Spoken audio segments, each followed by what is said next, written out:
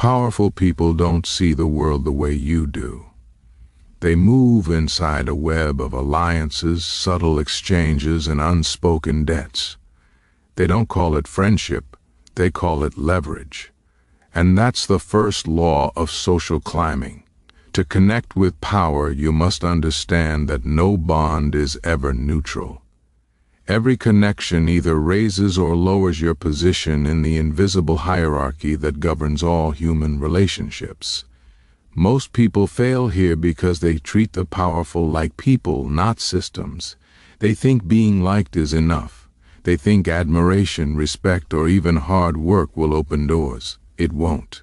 Power has its own language, and you must speak it fluently.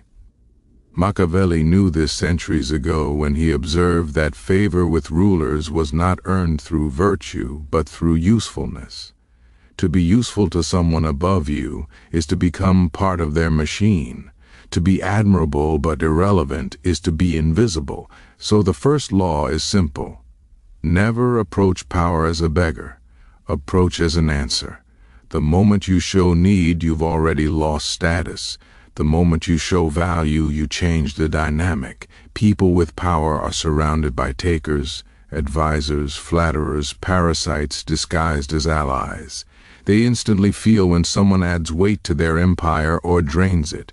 Your task is to position yourself as a stabilizer, someone who quietly makes things easier, smoother, stronger. You don't compete with their power, you complete it. But to do that, you must follow the second law. Observe before you move. The greatest mistake a social climber makes is acting too fast, speaking too much, revealing too soon. Machiavelli wrote that one must study men as one studies the terrain before battle.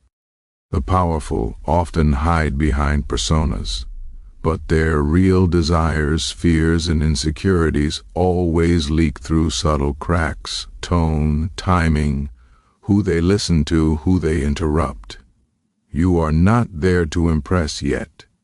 You are there to diagnose. Because once you know what they truly crave, recognition, loyalty, amusement, admiration, you can deliver it in a form they cannot resist. And that leads to the third law. Mirror their world, not yours. The powerful expect familiarity, not foreignness.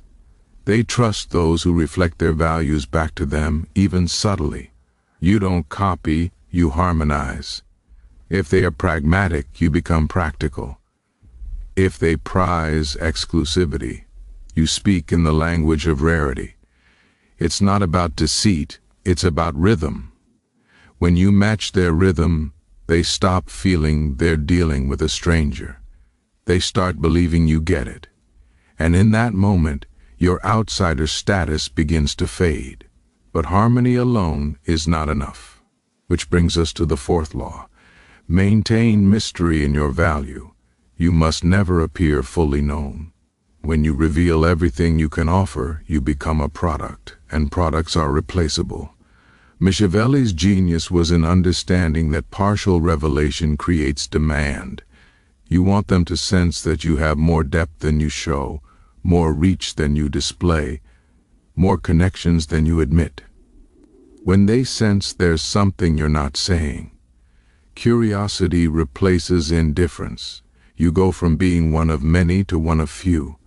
Yet this must be handled with precision because the fifth law says, appear humble in ambition yet fierce in execution. The powerful despise overt hunger for status. It reminds them of their own climb, of the years they spent clawing up, and they prefer not to see that reflection. So you must appear calm, patient, indifferent to advancement. But when opportunities appear, you move decisively, even ruthlessly. The powerful recognize this duality instantly, restraint with purpose. It signals that you understand the rules, but play them with your own rhythm. Then comes the sixth law. Make powerful people compete for your loyalty. Nothing flatters the ego of a ruler more than believing someone of value chose them. If your allegiance feels automatic, it loses worth. You must position yourself as someone worth courting. The secret is to create light friction, not rebellion, but independence. If others of influence seek your time or respect, let that be known subtly. It raises your price without words. As Machiavelli warned, those who make themselves too available to a single master become disposable. The powerful protect what is hard to possess. And the seventh law, learn to turn flattery into strategy. Empty praise is poison. The powerful hear it all day. What makes yours different is precision. Instead of saying you're brilliant, say your timing on that decision was exact. No one else could have read the moment that clearly. Now your compliment carries insight. It shows you understand what they pride themselves on. Discernment, intelligence, control. When you praise the right qualities, you reinforce their self-image. And when you reinforce their self-image, they associate that feeling with you. But you must never forget the eighth law. Never let your ambition outshine theirs. Even if you are more talented, more insightful, or more capable, you cannot display it too openly. Power has a fragile ego. Machiavelli warned that those who seem to threaten a prince's superiority will be crushed, not because they are dangerous, but because they make the ruler feel vulnerable. The art is to conceal your strength behind deference. Let your achievements appear to serve theirs. The clever social climber hides sharpness inside obedience. Power protects those who appear loyal and destroys those who appear equal. Now, once you've earned proximity, the ninth law becomes critical. Build alliances sideways, not upward. Many obsess over impressing those at the top. But the true game lies in the circle around them, the gatekeepers, assistants, advisors, and trusted confidants. These people shape perception, control access, and whisper in the right ears. They are often more dangerous and more valuable than the figurehead themselves. Machiavelli would call them the invisible princes, the real holders of influence behind the throne. Befriend them quietly, offer them small advantages, win their protection. They'll carry your name upward without you ever asking. The 10th law, make gratitude a weapon, not a weakness. When someone powerful helps you, never respond like a servant. Respond like an equal who recognizes the exchange. A servant says thank you once. A strategist shows appreciation through return value. Perhaps you solve a problem for them later or bring them information that aids their goals. Gratitude backed by action transforms the dynamic. You are no longer a receiver but a contributor, and contributors are hard to remove. But let's not ignore the 11th law. Master the art of subtle rebellion. Total submission invites contempt. You must occasionally resist politely, intelligently, in a way that intrigues rather than threatens. A small disagreement here, a quiet defiance there. It signals individuality, not insubordination. It tells the powerful that you have a spine, and people without spines cannot be trusted.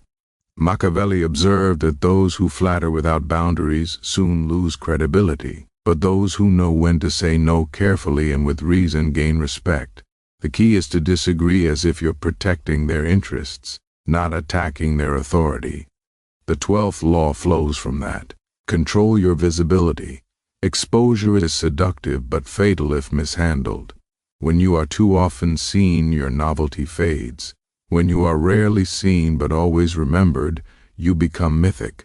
Step back after each success. Retreat into silence. Let others speak your name. The powerful crave those who seem selective with their presence. It mirrors their own behavior. The less accessible you appear, the more they chase your attention. And the 13th law, the crown of them all, is to always move as though you belong. Even before you've earned a seat at the table, your posture, tone, and presence must signal certainty. Insecurity smells louder than arrogance. When you enter a room full of power, you don't wait to be accepted. You act as if acceptance is inevitable.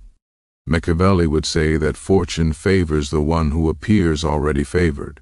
Power respects confidence that requires no confirmation. When you move like you belong, others will start to believe it before they even know why. And all of these laws orbit around one truth. Connection with power isn't about pretending to be more. It's about understanding the dance of perception.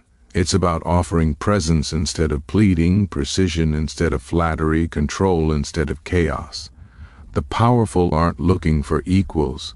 They're looking for reflections of their own dominance. And if you can mirror that without losing yourself, you won't just create connections. You'll build an empire of influence that grows quietly, invisibly, until the day comes when you no longer need to climb. Because by then you've already arrived. But even arrival is an illusion. In the world of power, there's no such thing as a final position.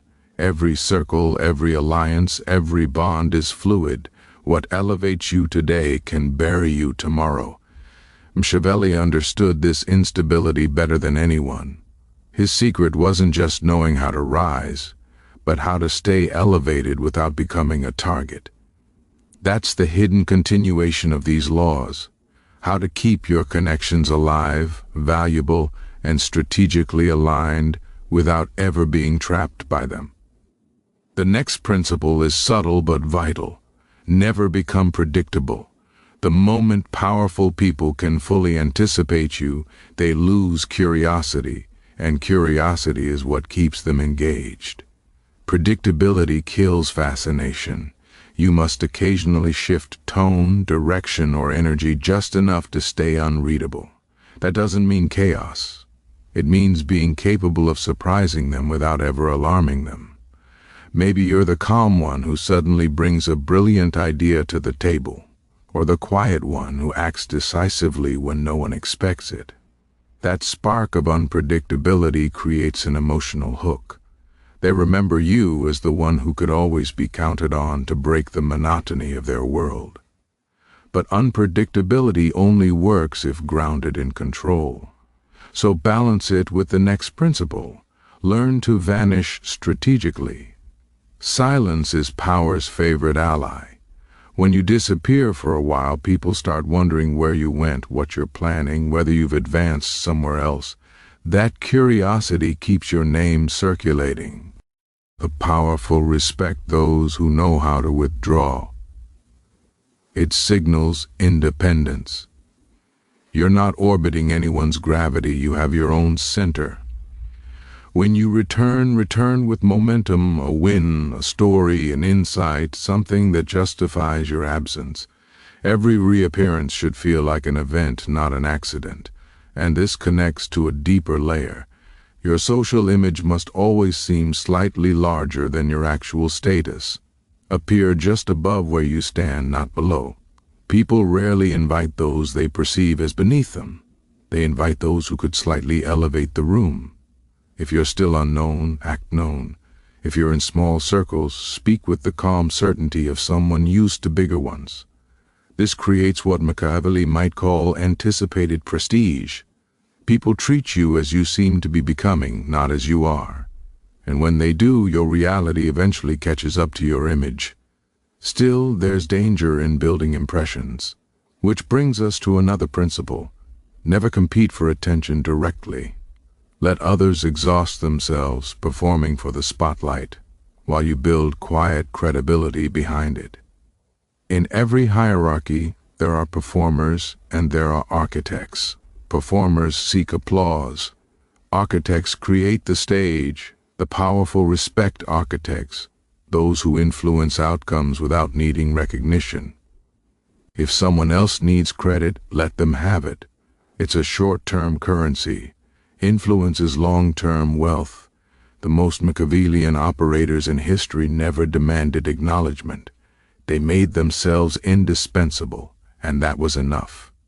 And yet being indispensable has its traps too. It can make you too visible, too irreplaceable, and therefore threatening. So you must master what I'll call the art of controlled usefulness. Help enough to be valued. but not so much that removing you becomes impossible. Because when you're irremovable, you're also intolerable. Power hates dependency that doesn't serve it. Instead, rotate your value. Offer solutions, introductions, perspectives, but never all at once. Create the sense that your usefulness evolves. Machiavelli would have said, "A ruler tolerates those who help him win, not those who remind him he cannot win without them." Now let's move into emotional politics, the terrain where most ambitious people fail. The higher you climb, the less logic governs relationships. Everything becomes emotional economics. Powerful people don't want truth. They want comfort disguised as insight. They don't want contradiction. They want confirmation flavored with challenge.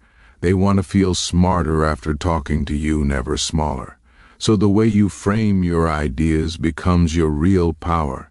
If you need to disagree, phrase it as enhancement. That's a great point. Maybe adding this angle could make it unstoppable. You're not opposing, you're amplifying. You're shaping their thoughts without triggering their defense. That's how influence works, through emotional calibration, not intellectual dominance.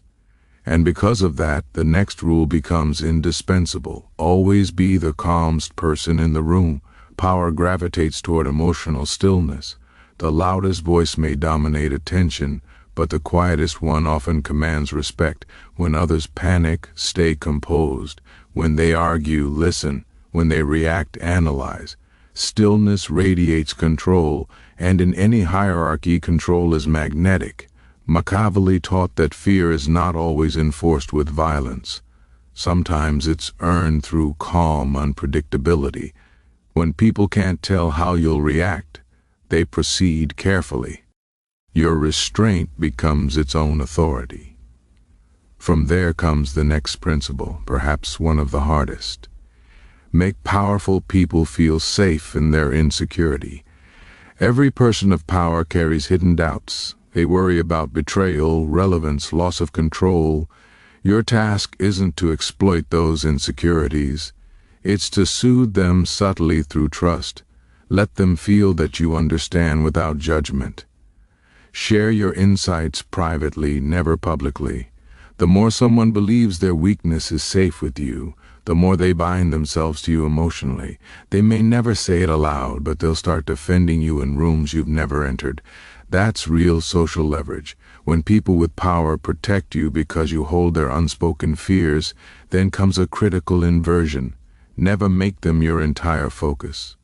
If your world revolves solely around powerful people, they will sense dependency. Dependency is repulsive to those who control resources. You must maintain other alliances even with those beneath you. Influence works in layers. If you are respected across multiple strata, upward, sideways, and downward, no single connection defines you. This independence makes you rare. Powerful people love what they can't fully own, and they stay interested in what they can't fully predict. Now, let's talk about your demeanor. People often think social climbing means constant performance. It doesn't. It means mastering contrast. Be restrained in speech but vivid in expression. Be polite but never submissive. Be warm but never available. That delicate tension, approachable yet untouchable, is what draws people in. Power loves what glows but doesn't burn too close. If you can master that emotional distance, you'll find that people of influence begin chasing your approval without realizing it. And that's when your real ascent begins. When you stop chasing acceptance and start radiating it. When you become the type of person who seems to belong everywhere, yet owes nothing to anyone. The most dangerous social climbers aren't loud, ambitious, or hungry. They're tranquil, deliberate, impossible to place. You can't tell whether they're at the beginning or the peak of their rise. That ambiguity unsettles people, But it also attracts them because in a world addicted to hierarchy, mystery feels like power. This is what Machiavelli meant when he said that appearance often outweighs reality in the pursuit of influence. To connect with the powerful, you must sculpt perception like an artist, each gesture, silence, and word placed with intent. You don't need to dominate rooms. You need to design atmospheres. You don't need to win arguments. You need to guide emotions. And above all, you don't need to climb visibly, only strategically, one invisible rung at a time. Because true social elevation doesn't happen on grand stages. It happens in whispers, glances, and moments others overlook. The real climb begins when you stop seeking to be noticed and start seeking to be remembered. But to be remembered by the powerful, you must first learn to exist within their world without ever being consumed by it. Power seduces, and the closer you get to it, the more it tries to pull you into its rhythm, its endless demands for loyalty, attention, and validation. That's where most social climbers fall. They mistake proximity for permanence. They think being invited means being accepted.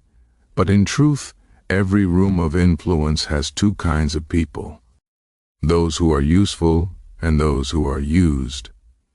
If you don't know which one you are, you're the latter. Machiavelli would have told you, never forget that the higher you rise, the colder the air becomes. Affection fades, but utility endures. So your next task is to make your usefulness permanent while making your dependence invisible. You do this by building leverage outside the relationship. Keep projects, networks, and influence that exist independently of them. The powerful respect autonomy more than anything because they secretly fear those who cannot be controlled. It's paradoxical. The less you need them, the more they want you close. That leads us into the next unspoken rule: never gossip upward. It's the fastest way to destroy trust in elite circles. Even a hint that you repeat private conversations will exile you quietly. The powerful operate in small paranoid ecosystems where loyalty is currency and discretion is armor. So speak less than you know. If someone confides in you, protect it like it's your own life. When word spreads that you never leak, even your silence gains value. Machiavelli would say that secrets are the truest form of power, and the man who can hold them becomes indispensable to every throne. But there's another layer here: timing. The next rule: always know when to step forward and when to fade into the background. Power is rhythm, not constant motion. Push at the wrong time and you seem desperate. Pull away too long and you seem irrelevant. The trick is to ride the natural current of their energy. When they're rising, align yourself with their ascent. Offer ideas, support, or perspective. When they're under pressure, vanish just enough to show respect for their solitude. Never outshine them when they crave visibility. Never disappear when they crave validation. The powerful remember those who read them without being told. And here's a counterintuitive truth. If you want to build genuine bonds with the powerful, don't always talk about success. Speak about struggle, not yours, theirs. Ask about the times they nearly failed, the lessons they regret, the moments no one saw. Power lives in performance, and the rarest intimacy is found in vulnerability. When someone of status realizes you see their humanity, not their title, you step out of the crowd and into their circle. Because everyone flatters their strengths, few respect their scars. Now there's another principle Machiavelli implied but rarely stated directly: the art of playing smaller than you are. Pretend to underestimate your own influence. Let others discover it. When you act unaware of your growing reputation, it disarms envy. The powerful prefer those who rise naturally, not those who announce their ascent. The less you advertise your climb, the more others accelerate it for you. They'll speak your name, recommend you, defend you, all while believing it was their idea. Still, this quiet ascent depends on one invisible weapon, your reputation. Guard it like gold, not through defensive explanations, but through consistent behavior. You don't correct rumors, you drown them in undeniable proof. Machiavelli warned that reputation often decides wars before they begin. If people believe you're competent, loyal, and discreet, they'll act as though you are, even if they never verify it. Perception becomes reality in the hierarchy of influence. Then comes the rule of reciprocation, one of the most subtle and most misused. People think reciprocity means returning favors equally, but among the powerful, timing matters more than equality. If someone helps you today, don't rush to return it tomorrow. Wait. Choose a moment when their need is greater, when your act of return carries weight. That delay transforms a transaction into a bond. It tells them, I didn't repay out of obligation. I waited until it mattered. That single nuance can turn an acquaintance into an ally. And while you build alliances, remember this: power is attracted to composure, not chaos. The one who panics loses the room. So when conflict erupts around you, don't pick sides too fast. Let others fight for positions while you quietly gather information. Often the last person to speak gains the most authority because everyone else has already exposed their cards. Machiavelli thrived in such chaos by appearing neutral while secretly directing both sides. You must learn the same. Appear unaligned until alignment becomes profitable. But neutrality alone isn't enough.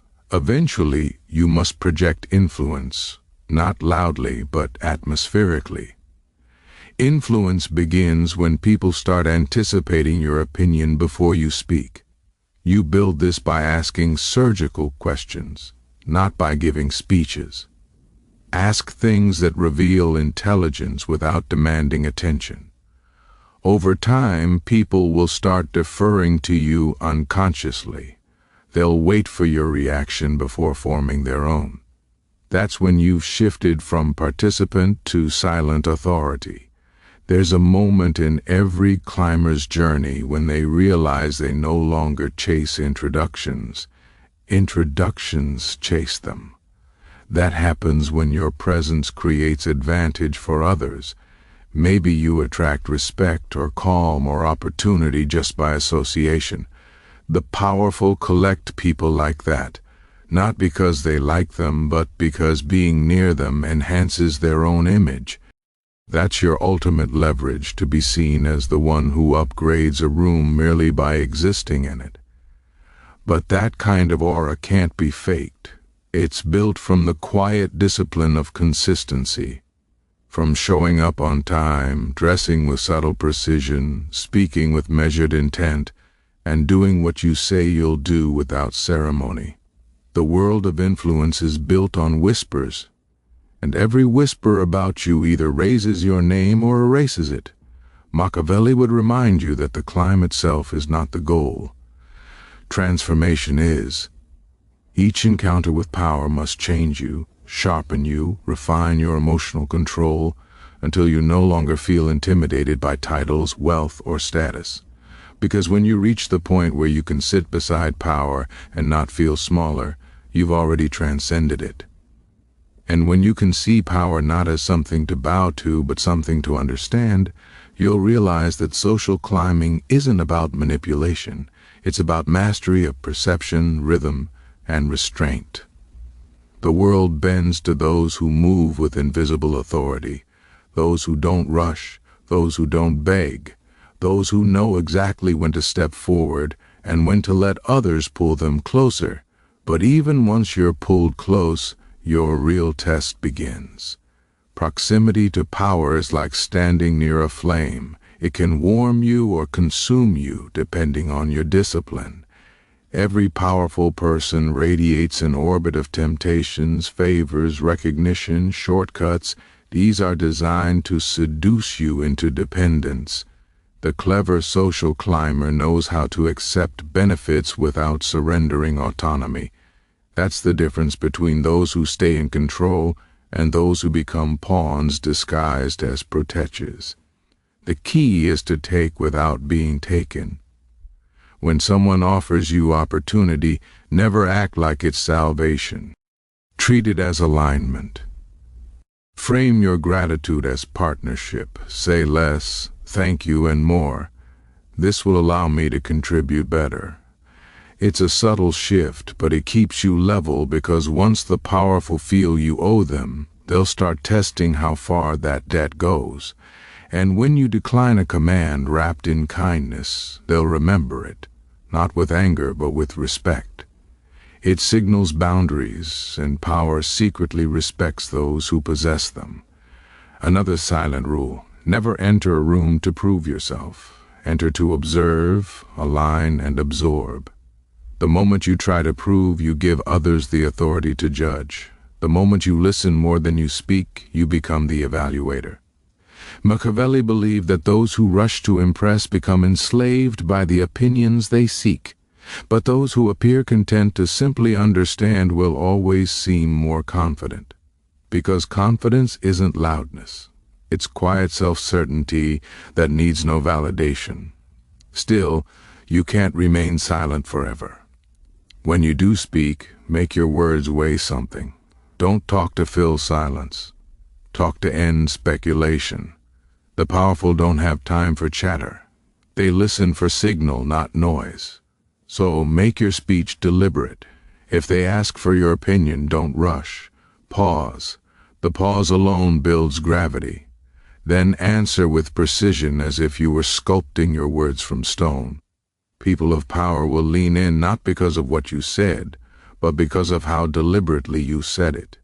And that brings us to another layer of control: your emotions. The higher you climb, the more you'll encounter envy, provocation, and subtle disrespect. Some will test you just to measure your composure. You must never react to insult with visible offense. A calm smile is more frightening than anger, because when others expect reaction and get stillness, they begin to question themselves.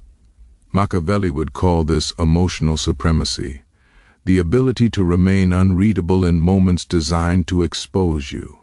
The moment you show that you can't be emotionally manipulated, you graduate from guest to contender in any circle.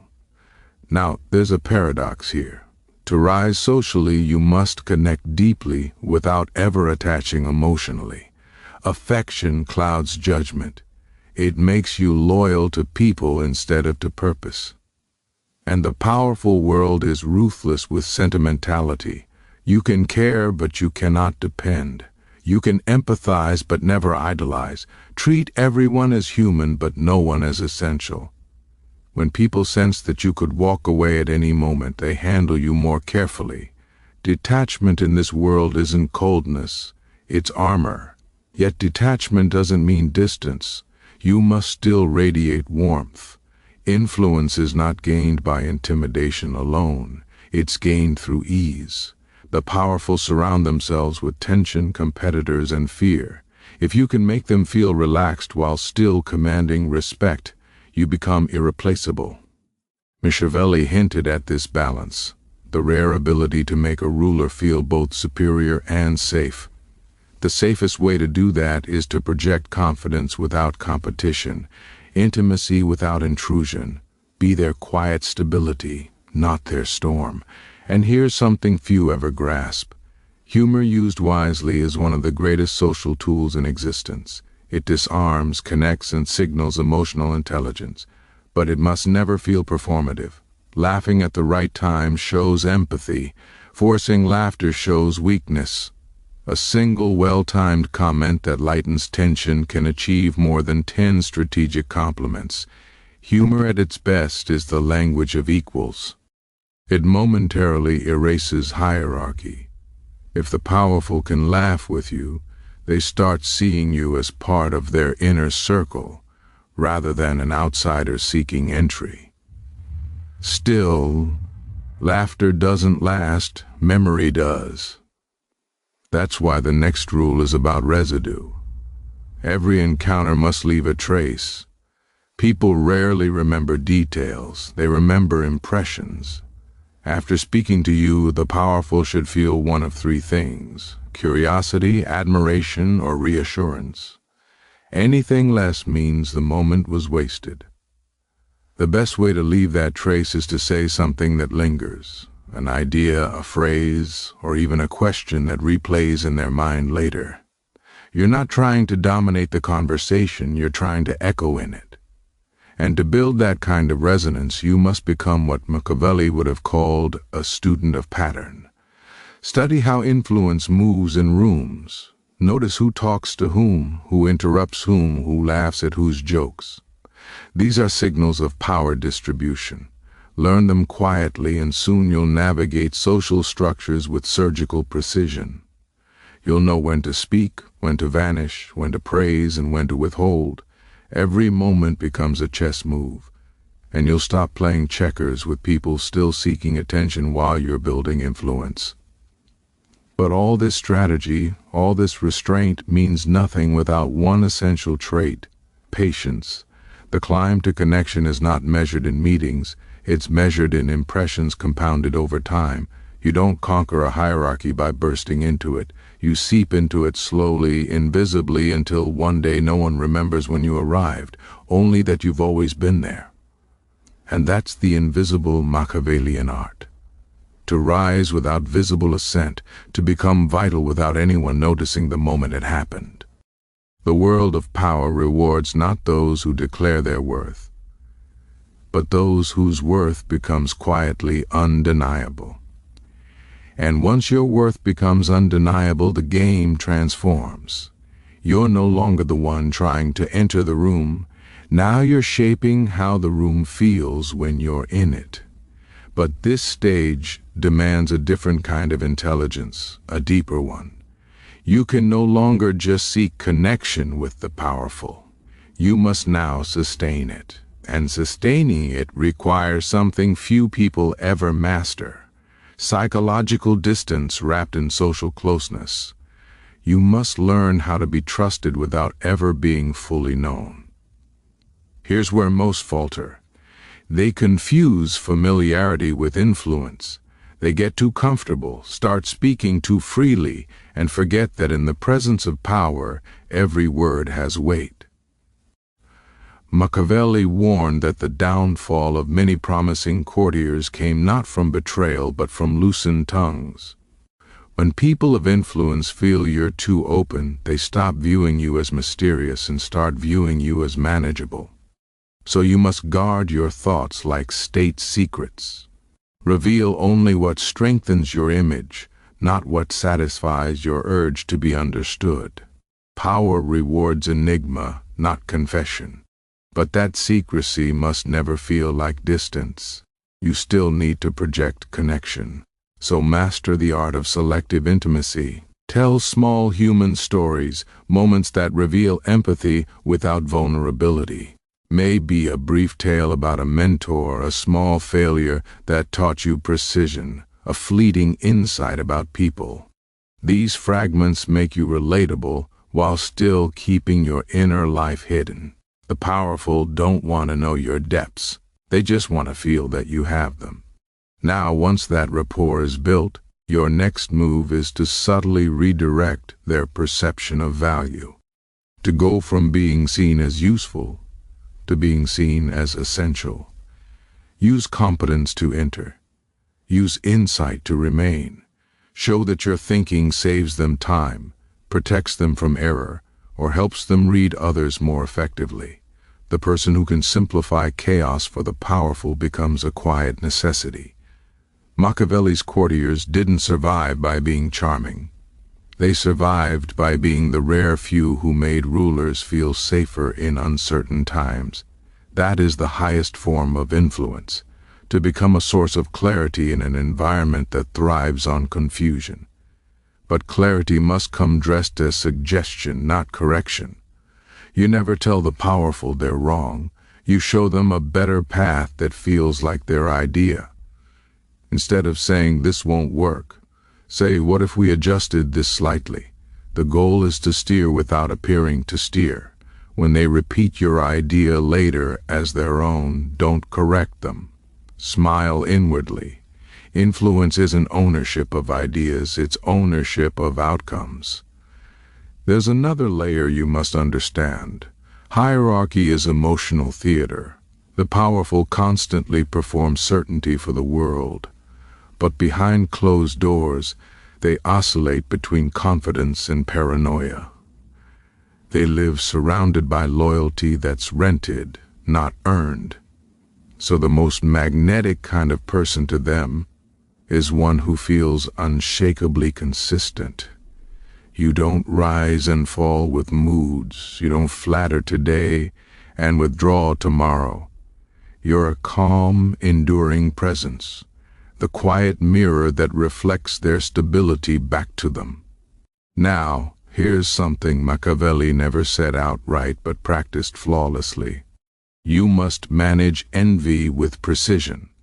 Envy is the shadow of success, and the higher you rise, the more it follows you. You can't avoid it, but you can disarm it.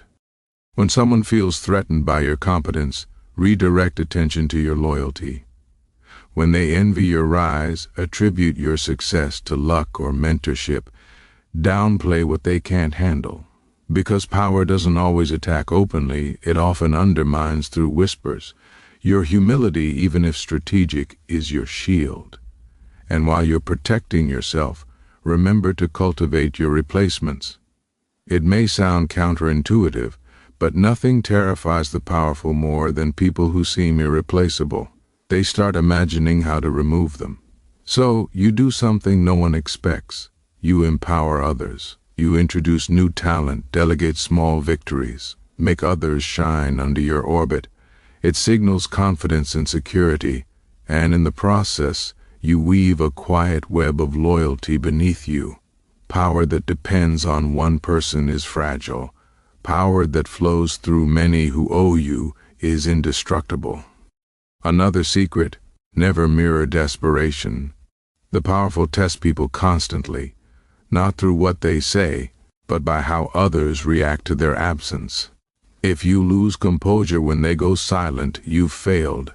When they withdraw, you must not chase. You must mirror their stillness. Silence from power is often a test to measure your dependence. Pass it by staying unmoved. Your calmness becomes your credibility. At this stage, something strange begins to happen. People start treating you as though you belong to a higher order of perception. They begin seeking your approval, repeating your phrases, adjusting their tone to yours. Don't resist this. It's the invisible ascent Machiavelli admired, when influence flows toward you naturally, not by force. The mistake would be to celebrate it. The wise operator simply stabilizes it, never flaunts it. You must look like you carry power lightly, as if it doesn't even interest you. Nothing draws respect faster than restrained dominance. And as your circle expands, the rules of behavior shift once again. You'll begin meeting those above the ones who once seemed untouchable. Here, the air grows thinner, and the risks sharper. In these upper circles, charisma loses to subtlety, and loyalty becomes theater. Everyone smiles, everyone praises, and everyone quietly calculates. The only defense here is self-containment. Never speak casually, never share rumors, and never let admiration blind you. Study the unspoken tensions. Who interrupts whom? Who compliments whom? Who leaves the room first? These are the small tremors that reveal where real control lies. And when you've earned the trust of the highest tier, your power doesn't come from what you can do. It comes from what you can withhold. Your silence becomes currency. Your approval becomes endorsement. Your association becomes validation. That's the level where social climbing ends and empire building begins. Because now the powerful don't just connect with you, they align with you. But this is where Machiavelli's final paradox emerges. Once you've mastered the art of rising, you must learn the art of stepping aside. Power is cyclical. Every empire shifts. Those who cling to proximity too long get swept away with the changing tides. The truly strategic understand when to retreat, when to fade from the court just before the fall. To disappear at your peak is to preserve mystique forever. The climb ends not at the summit, but at the perfect moment of exit.